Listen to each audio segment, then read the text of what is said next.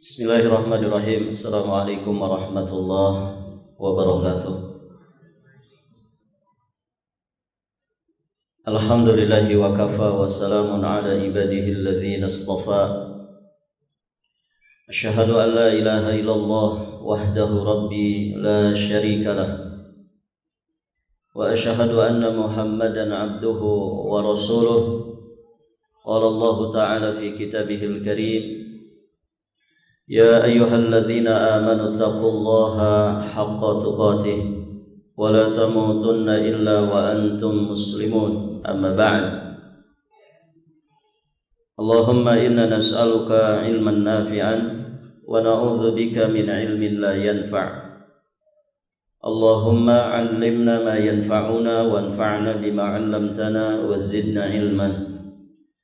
Para hadirin jamaah salat maghrib dan isya rahimani wa rahimakumullahu jami'an. Alhamdulillah, pada kesempatan ini insyaallah kita akan melanjutkan pembahasan kitab Tauhid alladzi huwa haqqullah 'alal 'abid, karya Syekhul Islam Al-Imam Al-Mujaddid Muhammad At-Tamimi An-Najdi Al-Hambali rahimahullahu ta'ala rahmatan wasi'ah. Qala rahimahullahu ta'ala, bab tentang dukun, tukang ramal, dan yang sejenis dengannya. Para jamaah sekalian yang dirahmati Allah, sebelum kita membahas bab ini, kita mesti memahami terlebih dahulu siapa sebetulnya yang disebut dengan kahin atau arraf, yang disebut dengan dukun, tukang ramal, atau yang sejenis dengannya. Itu siapa? Baik, para jamaah, hakikat dukun yang sebenarnya dikatakan oleh para ulama adalah seseorang yang mendapatkan wangsit dari syaitan, yang mencuri berita langit. Awalnya dulu seperti itu. Jadi hakikat dukun yang sebenarnya adalah seseorang yang mendapatkan wangsit dari syaitan, yang mencuri berita langit.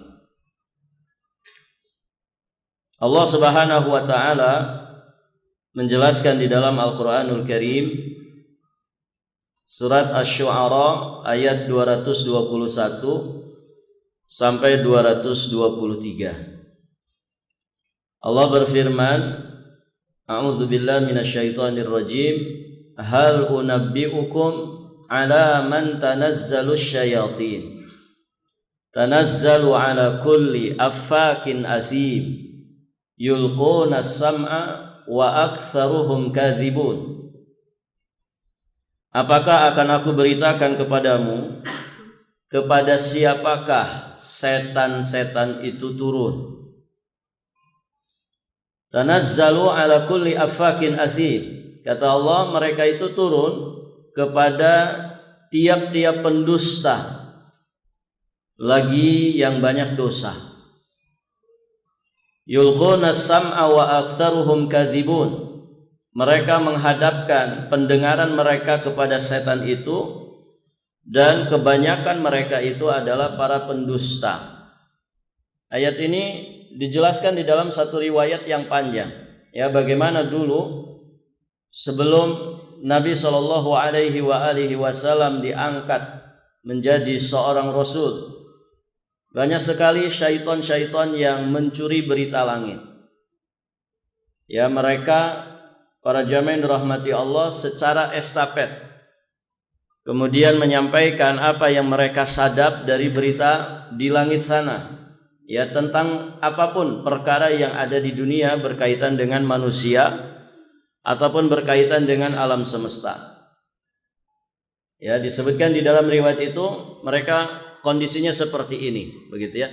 Jadi dari setan yang paling atas kemudian disampaikan kepada yang bawahnya yang banyak, terus sampai ke bawah, sampai kemudian yulquna sam'a, ya, sampai kemudian tanazzalu ala kulli affakin athim, setan yang paling bawah kemudian membisikkan kepada telinganya para dukun itu. Di mana para dukun yulquna sam'a, ya mereka benar-benar memasang telinga dan pendengaran mereka untuk bisa mendengarkan berita langit yang disadap oleh setan-setan bangsa jin ini.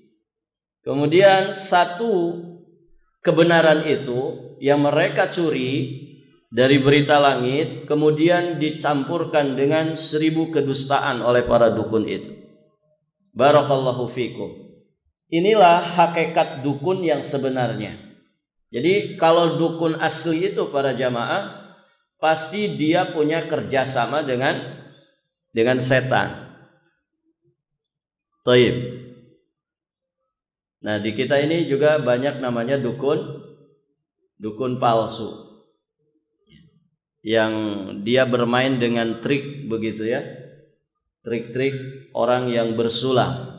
Sebetulnya dia tidak ngerti apa-apa, nggak punya kerjasama sama setan, tapi dia punya karakter yang sama dengan dukun asli. Apa kesamaannya? Apa kesamaannya? Adalah tukang bohong, ngapusi manusia, menipu manusia. Nas'alullah al-afwa wal afiyah wassalamah. Nah, para jamaah, setelah Nabi SAW beliau diangkat menjadi Rasul, maka setan-setan penyadap berita langit ini sudah tidak lagi leluasa ya untuk mencuri berita langit. Kenapa? Karena mereka dilempar oleh Allah Subhanahu wa taala menggunakan bintang. Makanya salah satu di antara fungsi bintang rujuman lisyayatin. Bintang itu dijadikan oleh Allah Subhanahu wa taala sebagai alat pelempar setan. Maksudnya adalah pelempar setan yang mencuri berita langit. Barakallahu fikum. Sehingga bisa dikatakan tidak ada lagi kebenaran yang disampaikan oleh para dukun ini. Dulu mungkin ada di antara satu ucapan mereka yang benar. Kenapa? Karena mereka berhasil mendapatkan berita itu dari langit melalui kerjasamanya dengan setan bangsa jin. Saat ini tidak lagi bisa, para jamaah yang dirahmati Allah. Maka dengan demikian mereka itu kadzab, mereka itu para pendusta, tukang bohong, orang-orang yang suka menipu manusia. Barakallahu fikum. Nah, diserupakan dengan dukun yang asli ini, ya kata para ulama, manidda'a syai'an min ilmil ghaib, yakni orang yang mengklaim memiliki kemampuan menyingkap tabir dari ilmu gaib. Jadi siapapun di antara manusia yang ngaku-ngaku, berarti aslinya tidak seperti itu. Siapapun di antara manusia yang mengklaim, ngaku-ngaku mengerti sebagian daripada perkara gaib, maka itulah dukun. Baik, para jamaah yang dirahmati Allah, tidak peduli dia menamakan dirinya apa, dia mengistilahkan untuk prakteknya itu dengan istilah apapun, selama orangnya seperti itu, dia mengklaim, mengaku-ngaku mengerti ilmu gaib yang tidak dimengerti oleh orang-orang biasa, inilah hakikatnya dukun. Nas'alullah al-afwa wal afiyah wassalam. Baik, para jamaah,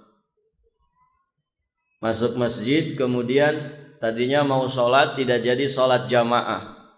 Kenapa? Ternyata orang ini mengikuti satu pengajian tertentu yang pengajiannya sesat dan menyesatkan. Ya, semakin tinggi ilmunya, semakin aneh kondisinya. Akhirnya masuk ke satu masjid, tadinya mau sholat jamaah, nggak jadi sholat jamaah. Kenapa? Karena ternyata dia sudah ada di level, ya istilah mereka kasyaf, bisa menyingkap tabir, ya gaib, bisa menyingkap hakikat jati diri seseorang. Dia tidak jadi sholat. Kenapa? Ngelihat imamnya kepala babi. Jamaah-jamaah yang di situ semuanya kepala binatang. Ada yang kepala monyet, kepala buaya, kepala anjing. Begitu para jamaah. Jadi dia ketika masuk ke masjid bukan ngelihat manusia lagi, tapi ngelihat kepala-kepala binatang yang berbadan manusia. Versinya dia, itulah kasyaf. Itulah kasyaf. Kemampuan menyingkap tabir gaib pada diri seseorang, menampilkan hakikat jati diri seseorang. Akhirnya kabur dari masjid itu karena mengerikan, gitu ya. Antum bisa bayangkan masuk masjid, ya, orang semuanya badannya manusia tapi kepalanya binatang. Ngeri nggak, ikhwan? Ngeri. Ya, mengerikan. Nggak jadi sholat di situ. Baik, para jamaah. Bagi mereka ini level luar biasa, ya. Kalau bagi kita ini orang ngawur, orang aneh. Bagaimana dia mampu menyikap, ya, jati diri seseorang? Ya, padahal dia tidak 24 jam bersama dengan mereka. Ini kalau orang-orang yang dia lihat itu kepala binatang semua, terus dia kepala apa? Begitu kan?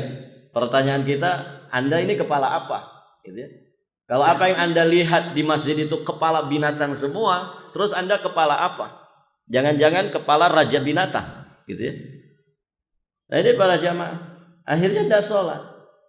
Bahkan ada di taraf di level sholat sudah nggak wajib bagi dirinya. Dan begitu.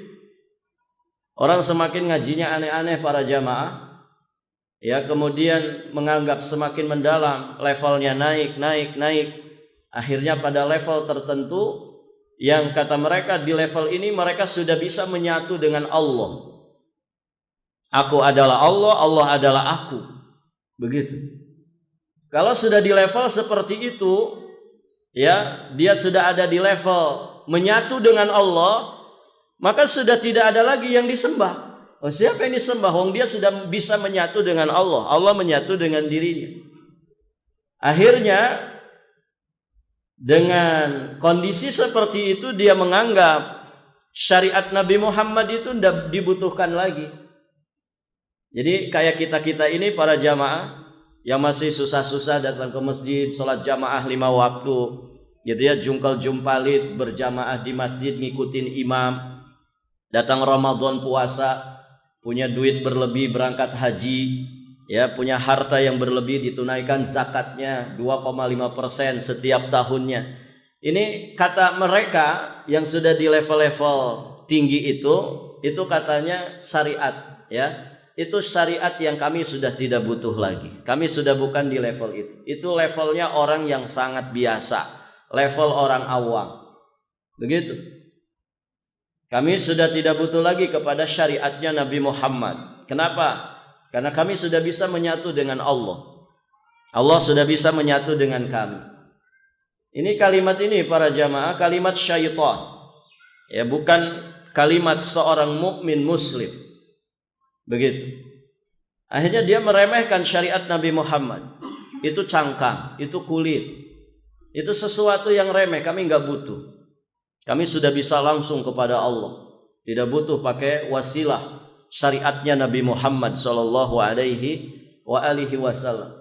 Dan yang seperti ini banyak sekali para jamaah dijumpai di sekitar kita. Ya. Semoga Allah yang memberikan hidayah taufik kepada kita semua, menyedikitkan orang-orang yang terpapar fitnah seperti itu. Thayyib para jamaah yang dirahmati Allah Subhanahu wa taala. Nah, itu tentang definisi kahin atau arraf, dukun atau tukang ramal. Jadi siapapun yang mengklaim memiliki ilmu gaib, apakah dia menamakan dirinya dukun ataukah dengan nama-nama dan istilah yang lain, tukang ramal, ahli nujum, paranormal, guru spiritual, apapun itu, kiai kah, ustadz kah, ajengan kah, tuan guru kah, abuya kah, habib, apapun istilahnya. Kalau modelnya seperti itu, manidda'a syai'an min ilmil ghaib, maka hakikatnya dia adalah dukun. Baik, para jamaah yang dirahmati Allah. Jadi kesimpulannya, siapapun orangnya, dengan bagaimanapun caranya, jika dia menyampaikan berita-berita gaib tanpa ada bukti nyata, maka itulah seorang dukun. Dan para jamaah yang dirahmati Allah, disinilah para ulama kemudian menghukumi bahwa dukun itu orang yang terjatuh ke dalam kekafiran. Kenapa? Karena dia mengklaim mengetahui ilmu gaib. Padahal ilmu gaib ini, para jamaah yang dirahmati Allah, merupakan salah satu di antara kekhususan bagi Allah Subhanahu wa taala. Tidak ada yang bisa menyingkap tabir gaib kecuali hanya Allah. Kalau kemudian ini diklaim oleh seorang manusia, berarti dia memposisikan dirinya sebagaimana apa yang dimampui oleh Allah Subhanahu wa taala. Maka para ulama tegas dalam masalah ini. Para dukun itu kufur, orang-orang kafir. Ditambah lagi dia tidak akan mungkin, ya, kalau dukunnya asli, melakukan praktek-praktek perdukunan, ya, kecuali dengan kerjasama dengan para syaitan. Ya, setan dari bangsa jin tidak mungkin mau bekerja sama dengan manusia kecuali kalau manusia mengikuti syarat-syarat yang ditentukan. Nah, syarat-syarat itulah syarat-syarat kekufuran. Karena setan, ya, dari mulai iblisnya sampai bala tentaranya, ya, mereka profesinya sama. Ya, kejahatan utama yang mereka gencarkan untuk manusia juga sama, mengajak mereka kepada kekufuran, mengajak mereka kepada kesyirikan. Barakallahu fikum. Makanya kalau kita lihat, ya, kita bisa saksikan para jamaah, kalau ada kisah-kisah orang-orang tertentu yang kemudian didukunkan oleh manusia, mesti ada kisah-kisah mistis terlebih dahulu, gitu ya. Dia semedikah, dia ritual, dia memuja-muja dulu setan, ya, memuja-muja dulu makhluk. Nas'alullah al-afwa wal afiyah wassalam. Akhirnya kemudian dia mengklaim dirinya mengerti, ya, bisa menyingkap tabir gaib. Dan ini kekhususan bagi Allah. Allah Subhanahu wa taala berfirman di surat An-Naml ayat 65, "Qul la ya'lamu man fis samawati wal ardil ghaiba illallah wa ma yash'uruna ayyana yub'atsun." Katakanlah, tidak ada yang mengetahui seorang pun di langit ataukah di bumi tentang perkara gaib kecuali hanya Allah Subhanahu wa taala. Di surat Al-Jin ayat 26, Allah Subhanahu wa taala juga berfirman, "Alimul ghaibi fala yudhiru ala ghaibihi ahada." Alimul ghaib, Allah lah yang maha tahu tentang perkara gaib. Fala yudhiru ala ghaibihi ahadan. Allah tidaklah menampakkan perkara gaib ini kepada seorang pun kecuali yang dikehendaki oleh Allah. Itu pun terbatas sekali.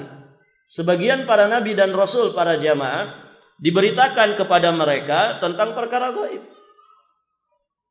Bukan dengan sendirinya para rasul itu mengerti perkara gaib, tapi Allah yang memberitakannya. Itu pun sebagian perkara, sebagian kecil dari perkara gaib tentang apa yang akan terjadi di masa yang akan datang. Dan itu fungsinya adalah untuk memberikan tarbiyah, pendidikan kepada umat manusia supaya mereka menjalani kehidupannya dengan waspada, ya, tidak terbawa oleh fitnah.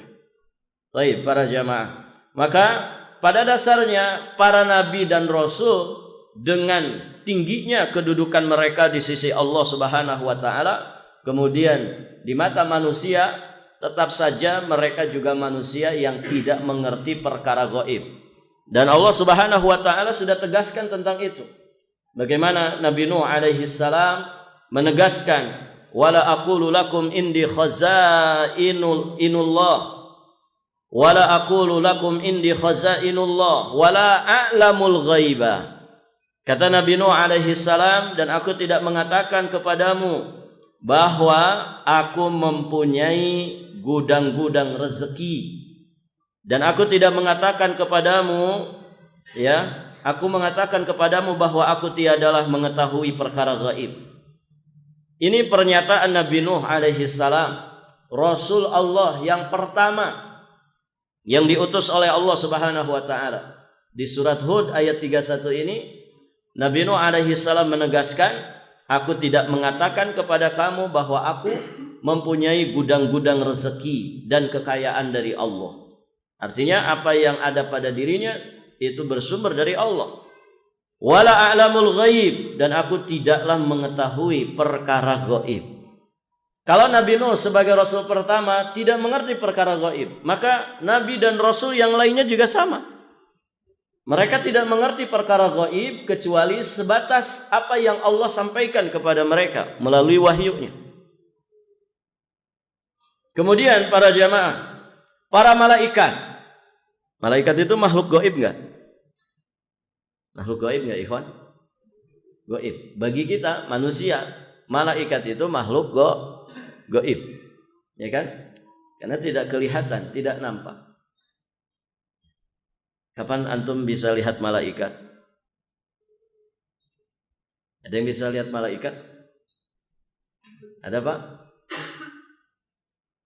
Nanti kalau kita mau mati ya.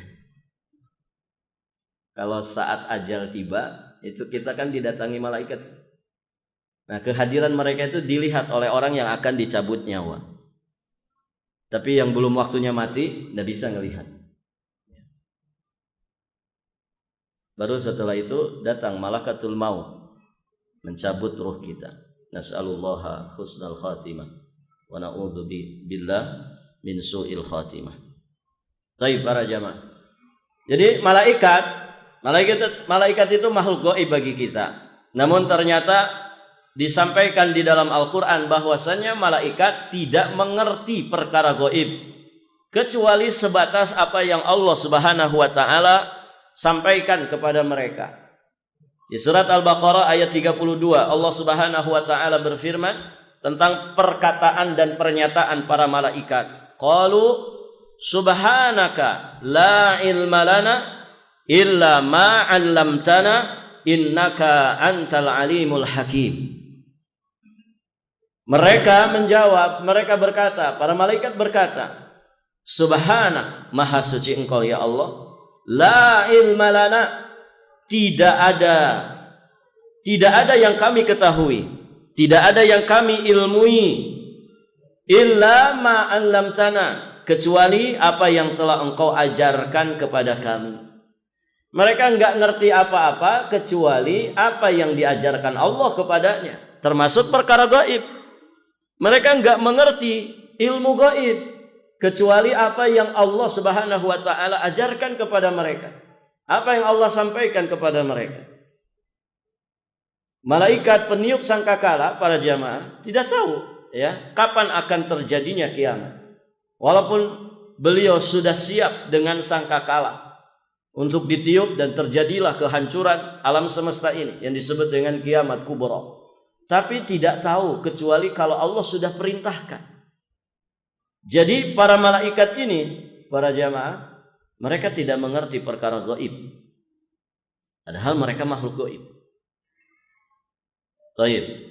Siapa lagi yang sering disangka mengerti perkara gaib padahal tidak mengerti perkara gaib? Bangsa jin. Jin itu makhluk dari makhluk ciptaan Allah. Mereka juga sama seperti manusia, tidak ngerti perkara gaib. Jin itu tidak ngerti perkara gaib. Buktinya apa? Di dalam Al-Qur'anul Karim Allah Subhanahu wa taala berfirman, "Falamma qadayna 'alaihil maut ma dallahum 'ala mautihi illa dabbatul ardi ta'kulu min sa'atah. Falamma kharra tabayyanatil jin an law kanu ya'lamunal ghaib ma labithu fil 'adzabil muhin." Maka ketika kami telah menetapkan kematian atasnya. Ini kisah tentang Nabi Sulaiman. Kisah tentang Nabi Sulaiman. Surat apa ini? Surat Saba ayat 14. Surat Saba ayat 14. Falamma qadayna 'alaihil maut ma dallahum 'ala mautihi illa dabatul ardi. Ketika kami telah menetapkan kematian atasnya, yakni kematian atas Nabi Sulaiman, tidak ada yang menunjukkan kepada mereka kematiannya itu kecuali rayap yang memakan tongkatnya. Kemudian Allah sampaikan, falamma kharra tabayyanatil jin allau kanu ya'lamunal ghaib ma labithu fil adzabil muhin. Maka ketika dia telah tersungkur, taulah jin itu bahwa sekiranya mereka mengetahui yang gaib, tentu mereka tidak tetap di dalam siksa yang menghinakan. Berarti poin pelajarannya, bangsa jin tidak mengerti perkara gaib, padahal dia makhluk gaib bagi kita. Taib. Kalau Nabi dan Rasul dengan kedudukan yang tinggi pada diri mereka di sisi Allah, kalau kemudian para malaikat, kalau kemudian bangsa jin tidak mengerti perkara gaib, bagaimana dengan kita manusia biasa? Tidak mungkin ngerti perkara gaib. Ya, para jamaah yang dirahmati Allah. Nah, di sini kita pun mesti memahami tentang gaib. Gaib itu apa sih? Gaibun. Bahasa apa ini Pak gaib itu? Gaib itu bahasa apa? Bahasa Indonesia. Ngaku-ngaku saja gitu. Aslinya bahasa Arab. Ghaba yaghibu ghaib, ya, atau ghaib. Taib para jamaah. Jadi gaib itu bahasa Arab. Kalau dimaknakan gaib itu ma khafiya, ya, sesuatu yang samar. Ma khafiya angka, sesuatu yang samar, ya, dari dirimu. Kita enggak mengerti, enggak tahu, enggak jelas. Dimutlakan istilah ini untuk sesuatu yang tidak bisa diindra, ya, untuk sesuatu yang tidak bisa dirasakan oleh indera kita. Taib para jamaah. Nah, itu yang disebut dengan gaib. Nah, gaib itu kata para ulama ada dua. Ada al-ghaibul mutlak, gaib mutlak. Kemudian yang kedua al-ghaibun nisbi. Ghaib nisbi. Ghaib mutlak itu nama lainnya ghaib mustaqbal. Ghaib untuk masa yang akan datang. Ya, adapun ghaib nisbi itu ghaib terkait dengan perkara yang sudah berlalu atau perkara yang sedang terjadi saat ini. Itu nisbi. Baik, para jamaah. Gaib mutlak itu apa? Gaib yang terkait dengan masa yang akan datang itu apa maksudnya? Ma la ya'lamuhu illallah. Yakni perkara gaib yang tidak ada seorang pun yang mengetahuinya secara mutlak kecuali hanya Allah Subhanahu wa taala. Nah, itu para jamaah. Di surat Luqman ayat 34 Allah Subhanahu wa taala menyatakan, "Innallaha indahu ilmus saa'ah." Sesungguhnya di sisi Allah Subhanahu wa taala ada ilmu tentang kapan terjadinya kiamat. Wa yunazzilul ghaits, tentang masalah turunnya hujan. Wa ya'lamu ma fil arham. Allah juga yang Maha tahu tentang apa yang ada di rahim seorang ibu. Ustaz, kan ada USG. USG kan bisa mengetahui apa yang ada di rahim. Barakallahu fikum. Sekedar mengetahui bentuk saja, sekedar mengetahui ukuran janin, bobot janin, itu pun prakiraan. Ya, jenis kelamin. Banyak juga yang meleset kan begitu. Secanggih apapun produk manusia. Ya, ada yang sekarang itu katanya 4 dimensi ya. Bisa lebih jelas lagi fotonya atau gambarnya. Tapi tetap saja itu produk manusia. USG itu bisa mendeteksi catatan rezeki janin itu enggak? Kan kalau kita di rahim ibu dicatat 4 kan? Apa saja itu? Rezeki, ajal, apalagi? Amal, kemudian nasib, sengsara ataukah bahagia. Ada enggak USG yang bisa mendeteksi ini? Kalau ada kasih tahu. Baik para jamaah. Kita akan USG diri kita sendiri gitu ya. Bisa tahu ya kapan kita mati, di mana kita mati gitu ya. Usia berapa kita mati, enggak ada ya. Artinya sebagian kecil saja yang bisa diketahui, paling jenis kelamin kan begitu ya. Paling gambaran secara umum tentang bentuknya begitu ya, panjangnya berapa senti ini calon bayi ini, detak jantungnya, ya sekedar itu saja. Lebih dalam dari itu, apa yang terkait dengan si janin ini nggak bisa mendeteksi. Begitu. Barakallahu fikum. Jadi itu ilmunya di sisi Allah. Allah Maha tahu dengan apa yang ada di rahim seorang ibu. Kemudian para jamaah yang dirahmati Allah, kata Allah Subhanahu wa taala masih di surat Luqman tadi, wa ma tadri nafsum madza taksibu ghadan. Tidak ada seorang pun yang mengetahui apa yang akan dia usahakan esok hari. Manusia hanya bisa berencana. Kalau dia seorang muslim mukmin, merencanakan kebaikan-kebaikan di hari esoknya. Tapi apakah dia bisa memastikan? Tidak bisa. Apa yang akan dikerjakan, apa yang akan terjadi pada kita esok hari, tidak ada yang tahu kecuali hanya Allah. Wa ma tadri nafsum bi ayyi ardin tamut, dan tidak ada satu jiwa pun yang mengerti di bumi mana dia itu akan mati. Orang Balikpapan belum tentu matinya di Balikpapan. Orang yang biasa hari-hari di laut belum tentu matinya di laut. Orang yang biasa hari-harinya di udara belum tentu matinya di udara. Sebagaimana orang yang hari-harinya biasa di darat belum tentu matinya di darat.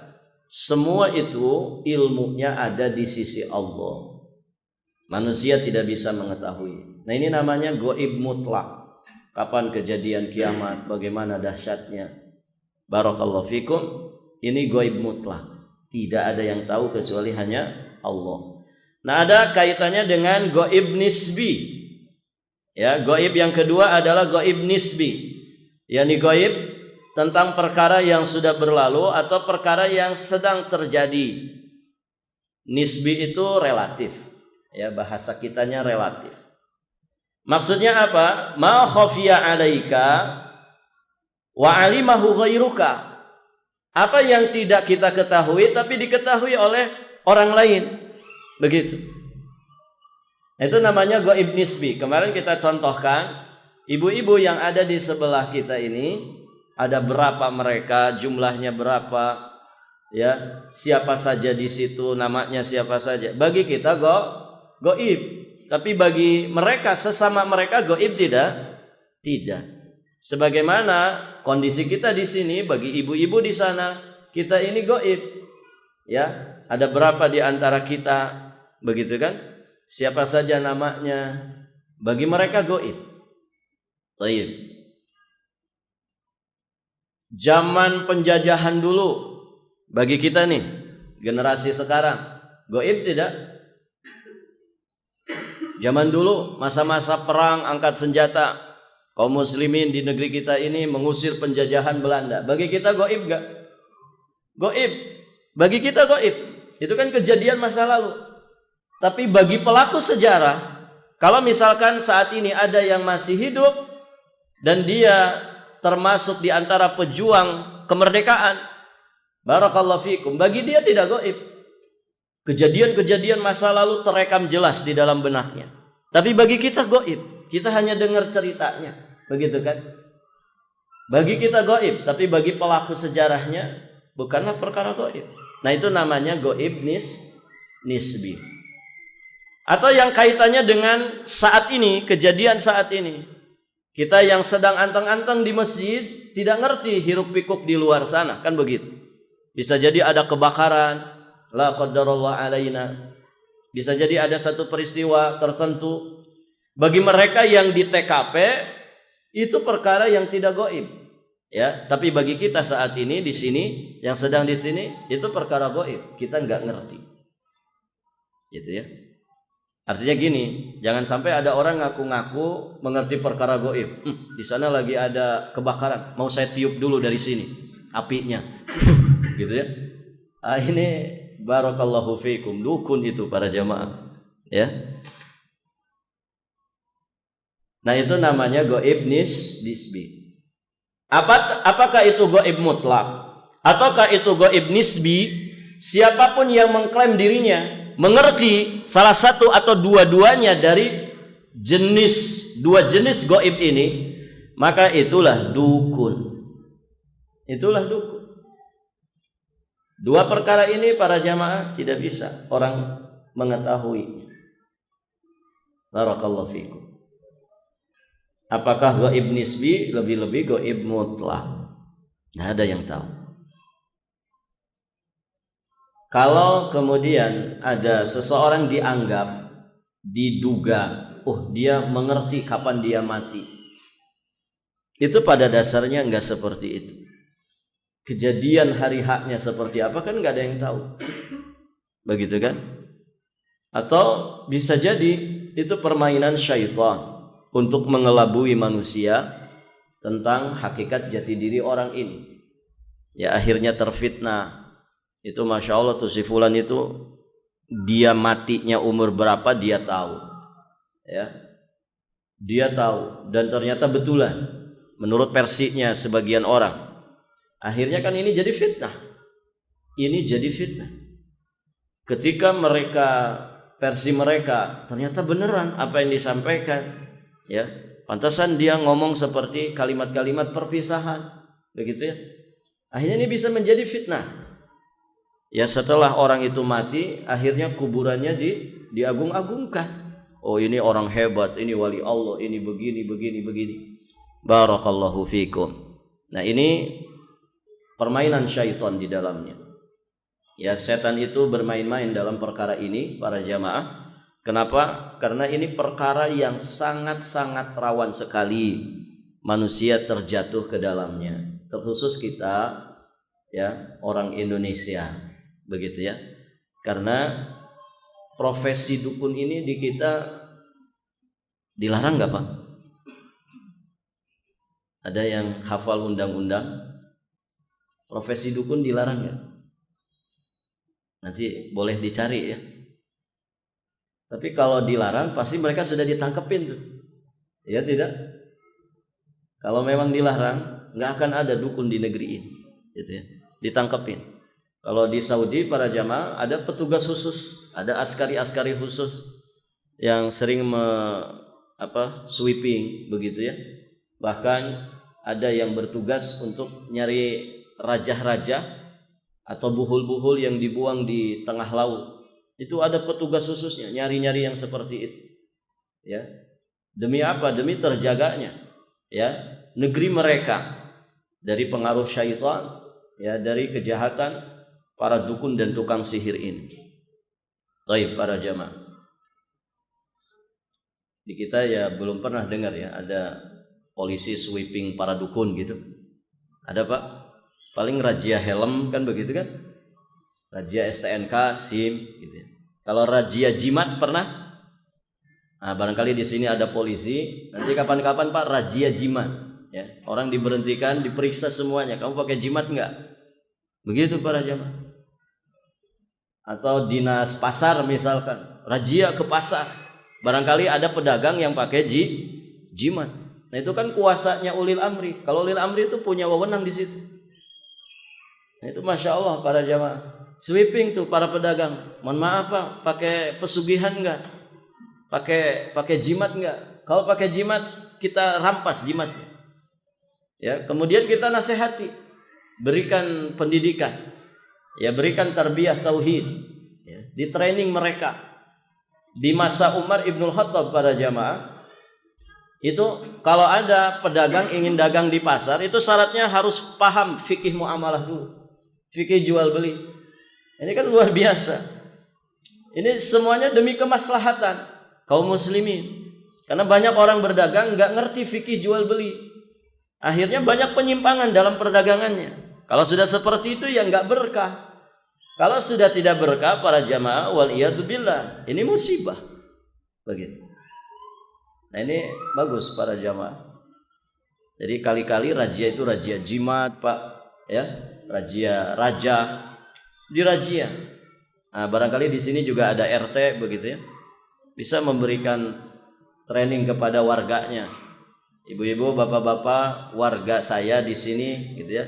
Saya sebagai pejabat begitu ya, ketua rukun tetangga di sini, sebagai bentuk amanah saya, tanggung jawab saya, ya saya ingin menyampaikan hal-hal yang semoga nanti di akhirat saya tidak dimintai pertanggungjawaban karena sudah saya sampaikan. Nah, sampaikan. Bagi yang masih pegang jimat di rumahnya, mohon dimusnahkan. Bagi yang masih pakai raja, pakai pesugihan dan lain sebagainya, melihara tuyul, begitu ya, mohon dimusnahkan. Ya, kalau juga masih begitu, saya berlepas diri di hadapan Allah. Begitu para jamaah. Nah itu para jamaah. Barakallahu fikum. Ada yang seperti itu Pak? Ah, boleh dicoba ya. Barangkali ada Pak RT di sini. Baik, para jamaah. Itu ya. Jadi dua perkara, ada gaib mutlak, ada gaib nisbi. Dua-duanya perkara gaib dan dua-duanya tidak boleh diklaim karena manusia tidak ada yang mengerti perkara gaib. Tadi sudah kita sampaikan, sebangsa nabi dan rasul saja, malaikat, bangsa jin, ternyata mereka tidak mengerti perkara gaib, apalagi kita manusia. Kita juga sama tidak mengerti perkara gaib. Maka bisa dipastikan siapapun yang mengklaim dirinya mengerti perkara gaib, maka berarti dia dukun. Dukun para jamaah. Barakallahu fikum. Dan praktek perdukunan itu banyak sekali modelnya, begitu ya.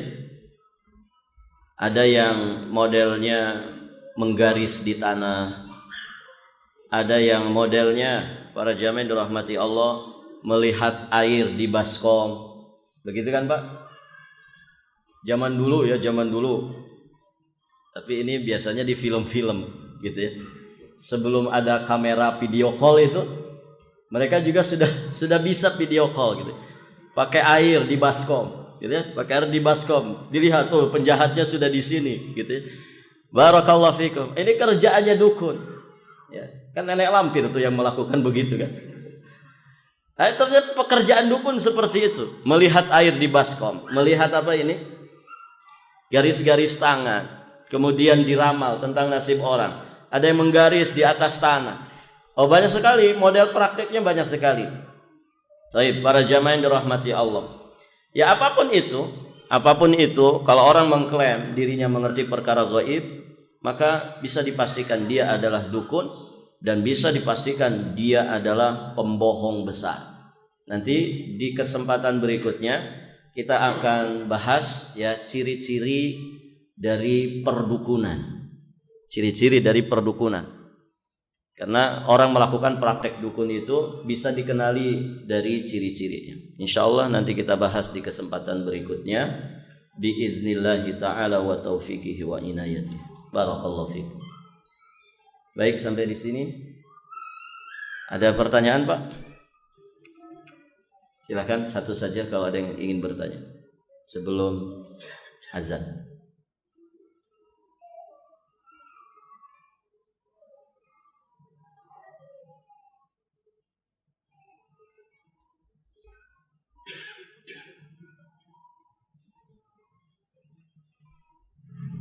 Tidak ada pertanyaan? Alhamdulillah. Kalau begitu kita akhiri saja, kita tutup dengan doa kafaratul majlis. Subhanakallahumma bihamdik asyhadu an la ilaha illa anta astaghfiruka wa atubu ilaik. Hadanallah wa iyyakum ajma'in. Wallahul muwaffiq ila aqwamit thoriq. Al-'afwu minkum. Wassalamu alaikum warahmatullahi wabarakatuh.